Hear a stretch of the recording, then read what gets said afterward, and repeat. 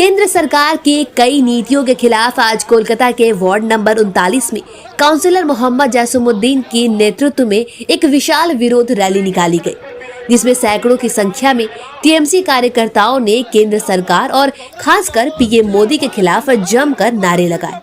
ये rally ward number 39 के कई इलाकों से होकर गुजरा, जिसमें वार्ड के सीनियर नेता हाजी बरकत अली, डॉक्टर मोहम्मद साजिद, एमडी इमरान वगैरह जैसे कई बड़े नेता शामिल रहे।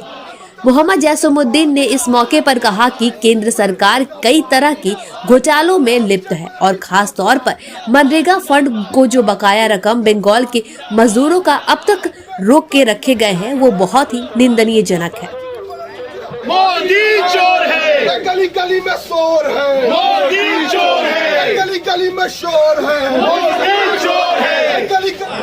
एक तरफ 1,15,000 करोड़ रुपया दिल्ली सरकार को देना होगा, दूसरी तरफ केंद्र की भ्रष्टाचार सरकार, अडानी की सरकार, और जहां जहां राज्य में भारतीय जनता पार्टी की सरकार है सब भ्रष्ट सरकार है। इसलिए तो हम लोगों ने नारा दिया है, मोदी गली गली में शोर है, मोदी सरकार चोर है, गली गली में शोर है। मोदी सरकार चोर है। और जिस तरह से कैग रिपोर्ट आने के बाद एक घोटाला आपके सामने में आया है, आपने देखा है सड़क घोटाला, यहां तक कि राम मंदिर जो बनाया जा रहा है उसमें भी घोटाला सामने में आया है। आप देख रहे हैं टूल टैक्स, उसमें घोटाला है, आपका वेपन घोटाला है, पूरे घोटाला से घोटाला, टॉयलेट में घोटाला किया है, आयुष्मान भारत में घोटाला किया है, 5 लाख रुपया करके मजदूरों का इलाज हो रहा है, 86,000 लोगों का एक मोबाइल नंबर से जो है इलाज हो गया, सब पैसा मोदी के पॉकेट में गया। तो इसलिए बदउन्मान मोदी सरकार के खिलाफ, भ्रष्ट मोदी सरकार के खिलाफ आज हम आप लोग जानते ही हैं, चाहे वो ललित मोदी हो, चाहे वो महेश चौधरी हो, विजय माल्या हो, सब के सब फरार हो गए। ये भी एक घोटाला था। नोटबंदी क्या है? ये भी एक घोटाला है। तो ये घोटाले की सरकार है, चोरों की सरकार है, और चोरों का सरदार है मोदी। इसलिए हम लोग रास्ता में उतरे हैं और आइंदा दिन भी रास्ता में उतर करके इसीलिए तो नारा देते हैं, मोदी हटाओ, मोदी हटाओ। आप इतना चोर बोल रहे हैं, आपको डर की सियासत और खौफ की सियासत और दहशत की सियासत के खिलाफ ही सामने में सीना ताने हैं। मोदी में हिम्मत होगा, वो हजारों को ईडी का डर दिखा सकते हैं, लाखों को ईडी का डर दिखा सकते हैं, लेकिन जब कतरा कतरा समंदर हो जाएगा, उस समंदर में बह के मोदी सरकार बह जाएगा। तुम हवा का मुकाबला कर सकते हो, मोदी सरकार हो सकता है जसीमुद्दीन एक हवा है, या जसीमुद्दीन के साथ 100, 200, 500, 1000 हवा है, लेकिन मोदी सरकार तूफान का मुकाबला नहीं कर सकता है। जब देश में तूफान उठेगा तो मोदी सरकार उस तूफान में बह जाएगा। अपोजिशन का यह भी इल्जाम है कि मनरेगा का मामला को उठाया जा रहा है। क्या चीज? अमित शाह ने कहा कि सीए लागू होकर रहेगा। हिंदुस्तान की सियासत में मोदी जैसे कई आए कई गए। भारत के इतिहास नहीं, दुनिया के इतिहास में ना गौरे सिकंदर ना कब्र दारा, मिटे नामियों के निशा कैसे कैसे। मोदी सरकार से कह दीजिए अगर हिम्मत है तो सीएए और सीएबी पश्चिम बंगाल में लाके दिखाए। हम अपना खून का एक एक कतरा बहा देंगे, लेकिन देश की एक जहती सालमियत और कॉन्स्टिट्यूशन, संविधान के खिलाफ असंवैधानिक फैसले जो मोदी ले रहा है वो लेने नहीं देंगे। अपोजिशन का ये भी सवाल है कि मनरेगा एक बहाना है, एमपी इलेक्शन का जो है प्रमोशन करवाना है तृणमूल कांग्रेस। हमारे पास मनरेगा के अलावा ऐसे 100 एजेंडे हैं जिसमें मोदी सरकार बह जाएगी। आप मुझे जवाब दीजिए, 15 लाख रुपया आया सबके जेब में, 15-15 लाख रुपए आए थे, 10 साल हो गया, 15 लाख रुपए आया। काला धन आया, जब आपने कहा था कि काला धन लाएंगे उस टाइम में काला धन था 4,500 लाख करोड़ रुपया, आज हो गया 8.5 लाख करोड़ रुपया, 8.5 लाख करोड़ रुपया। आपने कहा था 50 दिन दो नोटबंदी का, तकदीर और तस्वीर दोनों बदल जाएगी। नोटबंदी से फायदा हुआ, जीएसटी से फायदा हुआ। आपने कहा था 100 दिन में महंगाई करेंगे कम, 54 रुपया का तेल 100 रुपया पार हो गया। आज डीजल और पेट्रोल, बड़े मियाँ तो बड़े मियाँ सुभान, छोटे मियाँ सुभान अल्लाह, पेट्रोल और डीजल दोनों 100 सेंचुरी पार कर दिया है। आप बताइए, चावल का दाम क्या था, आज क्या है? चीनी का दाम क्या था, आज क्या है? दूध का दाम क्या था, आज क्या है? रेलवे का भाड़ा क्या था, किराया क्या था, आज क्या है? बताइए। आज हवाई जहाज अडानी को दे दिया, बंदरगाह अडानी को दे दिया, रास्ता अडानी को दे दिया। आज एक के बाद एक जिस तरह से प्राइवेटाइजेशन हो रहा है, जिस तरह से हमारी कौमी सनतों को अडानी को दिया जा रहा है, मुट्ठीबल लोगों को दिया जा रहा है, क्या जवाब देंगे? बैंक की हालत क्या है? 450 नेशनल बैंक बंद हो चुका है, रिजर्व बैंक का हालत खराब है, जीडीपी का हालत खराब है। और बताइए मनरेगा के अलावा कितना इशू चाहिए? 10 वर्षों के अंदर में मोदी की नाकामी अगर गिनना शुरू करेंगे तो कई रात गुजर जाएंगे। बस इतना कहना चाहते हैं, अब तेरा जवाल करीब है मोदी। जसीम साहब, बीजेपी का प्रवक्ता का कहना है कि पश्चिम बंगाल में सबसे ज्यादा मुस्लिम प्रताड़ित हुए ममता बनर्जी के सरकार में, क्या कहिएगा? सबसे ज्यादा पश्चिम बंगाल में नहीं, पूरे हिंदुस्तान में मुसलमान बीजेपी से क्या हुए हैं, प्रताड़ित हुए हैं। आज देखिए असम में 7,500 मदरसा जो आज़ादी से पहले से चल रहा था, भारतीय जनता पार्टी के मुख्यमंत्री ने बंद कर दिया। आज उत्तर प्रदेश में मदरसा बंद हो गया है। मुसलमानों का सबसे बड़ा दुश्मन है बीजेपी, आरएसएस। सीबीआई को आज देश का बच्चा 140 करोड़ का मुल्क है ये। आज बच्चा और सिर्फ हिंदुस्तानी नहीं, दुनिया देख रही है कि ये पहली सरकार है 75 साल के तारीख में जो सरकारी एजेंसियों को दुरुपयोग कर रहा है, गलत इस्तेमाल कर रहा है, मिस यूज कर रहा है। आप देखिए दिल्ली में हो रहा है, केजरीवाल से लेके सिसोदिया से लेके संजय सिंह से लेकर के। आप देखिए अडानी के खिलाफ जो बोलता है उनके पास सीबीआई लग जाती है। महुआ मंडल के साथ में, महुआ मित्रों के साथ में क्या हुआ?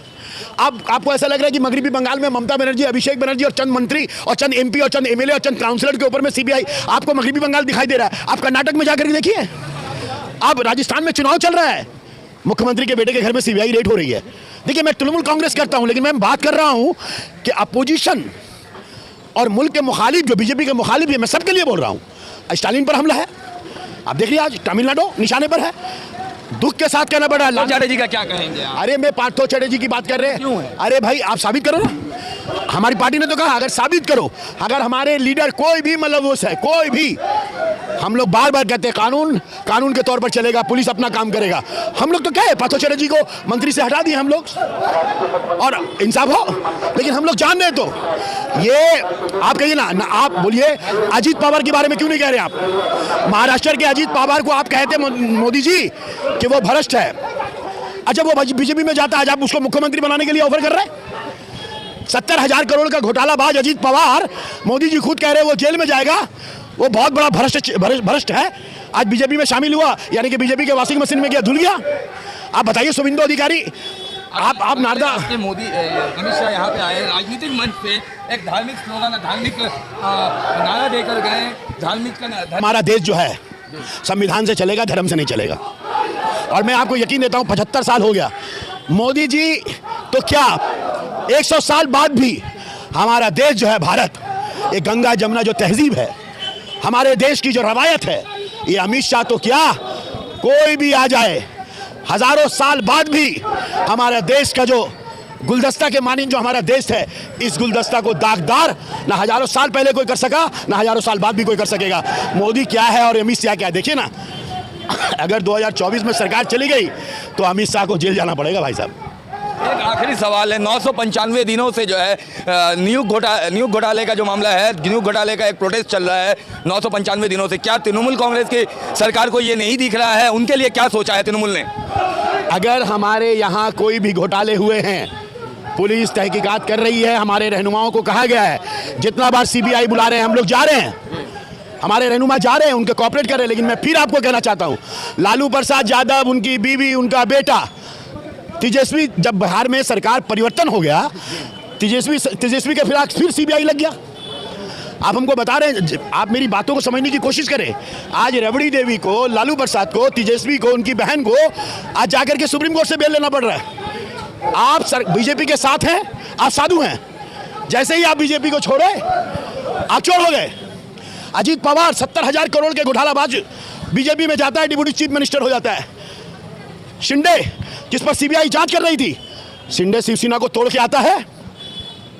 तोड़ो, दूसरों को छोड़ो और हमसे जोड़ो। अब सवाल राज्य में आते हैं। राज्य में ऑपोजिशन लीडर शुभेंदु अधिकारी, जो पिछले 3 दिनों से देखा जा रहा है अम्बेडकर मूर्ति का वहाँ पे गंगा जल से जो है साफ करवा रहे हैं, जो कि खुद जो है संविधान को जो है तोड़ मरोड़ के पेश करने में एक्सपर्ट है, उनके बारे में क्या कहें? शुभेंदु जैसा गद्दार, शुभेंदु 500 करोड़ रुपया का घोटाला चल रहा था उसके खिलाफ में मामला, सीबीआई खुफिया तौर पर, मोदी सरकार और अमित शाह खुफिया तौर पर शुभेंदु अधिकारी पर, जब वो तृणमूल कांग्रेस में थे, उन पर तहकीकात कर रही थी। बहुत सारा चीज सामने आ गया। शुभेंदु को कहा या बीजेपी में आओ या तो जेल जाओ। शुभेंदु ने तय किया कि हम जेल नहीं जाएंगे, बीजेपी में आ जाएंगे। वॉलेट और बुलेट, बेशक मदन मित्रा जेल गए, 2.5 साल बाद निकले, कुणाल दास जेल गए, निकले, लेकिन सुदीप बंदोपाध्याय जी को बहुत कोशिश किया गया बीजेपी में आओ नहीं तो जेल जाओ। सुदीप बंदोपाध्याय ने हमेशा कहा है, मरते दम तक सुदीप बंदोपाध्याय ममता बनर्जी के साथ था, ममता बनर्जी के साथ है और ममता बनर्जी के साथ आएगा। शुभेंदु अधिकारी को क्या मैसेज देंगे? शुभेंदु अधिकारी 24 में बीजेपी सरकार के जाने के बाद बंगाल का सबसे बड़ा चोर नहीं डकैत शुभेंदु अधिकारी जेल में जाएगा। बड़ा डकैत पश्चिम बंगाल में कोई नहीं है। आप देखेंगे आस्ते आस्ते खानदानवाद, परिवारवाद, बाप एमपी, भाई एमपी, खुद मंत्री, 4 डिपार्टमेंट का। ये तो सारे टिकट तृणमूल नहीं दिया था। तो ममता बनर्जी के साथ गद्दार की क्या रहा? दगाबाज। वो जेल जाने से डरा, इसलिए ममता बनर्जी को छोड़ दिया। जेल तो उसको जाना ही पड़ेगा, आज हो या कल। आज मेरी तो कल तेरी बारी है। आपने कहा काउंसलर फंसे हुए हैं, आप हमको बता दीजिए अभी तक कोई साबुत हुआ है? आपको मैं बता दूं, हमारे देश के संविधान के कानून के दो अजीम पिलर्स हैं। कानून के, एक गवाह और दूसरी शहादत। ईडी का, सीबीआई का जिस तरह से गलत इस्तेमाल हो रहा है, मैं आपसे ये बात कहना चाहूंगा, क्या मगरबी बंगाल के खिलाफ हो रहा है? दिल्ली में क्या हो रहा है?